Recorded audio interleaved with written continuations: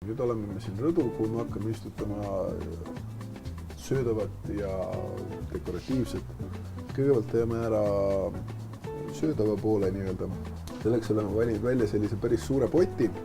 Miks on herne puhul suur pott oluline, eriti kus ta rõdul on see, et siin on lõunapoolne rõdu ja päike paistab, kütab selle juurepalli kuumaks. Selleks on vaja väga suurt sellist juuremassi siia.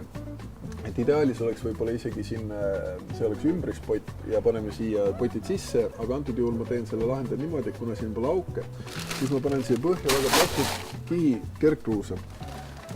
Mida need graanulad siin põhjas siis teevad, ma ajan ilusti laiali, on see, et see kiht toimib kui veereservuaar. Mulla paneme siia peale, vesi läheb siia põhja ja siis tal on natuke võtta alati niiskuse varu siin ja juurikas samal ajal saab ka õhku, et ta ei mädane läbi. Sama süsteem on siin hüdropotis. Kui te näete, siin on võred, kus on pikk vahe. Selline õhu-veeruum on siin jäetud juurikale ja see lubab siis panna rõdukast. Võib-olla nädalaks ei tasu võrres jätta, aga iga päev seda kindlasti peab käima kastmas. See on siis nüüd ASP rõdukasti ja lillemuld. Et mis teeb ta natuke erilisemaks on see, et temas on savimineraale sees palju. Savimineraalid annavad toitaineid ja soodustavad kasvamist. Samuti tal on tekstuur selline, mis peaks püsima suhteliselt kohevana, et säilib nii niiskus kui ka õhk. Aga kui me külvaks siia peale väga väikesid seemned, siis ma paneks viimase kihina seda külvi- ja pikeerimismulda.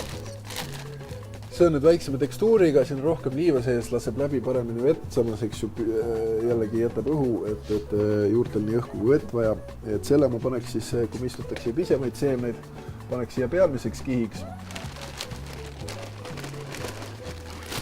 Nüüd, kui see muld on meil siin kasti tõstetud, võiksin niimoodi suuremad tükid läbi töötada, et ei jääks niimoodi tükka sisse.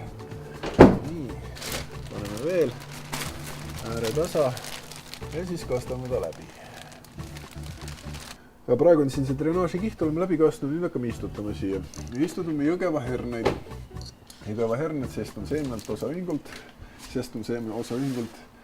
Jõgeval on 5 hernesorti. Kõik on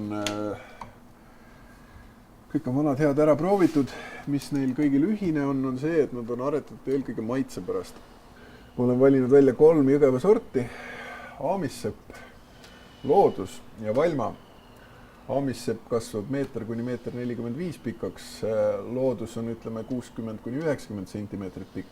Ja Valma on kõige lühem neist 35 kuni 55 sentimeetrit. Valma on neist kõige lühem, kõige varajasem. Aamissepp on varajasuselt tegelikult pärast Valmat juba teine ja looming on neist kõige hilisem.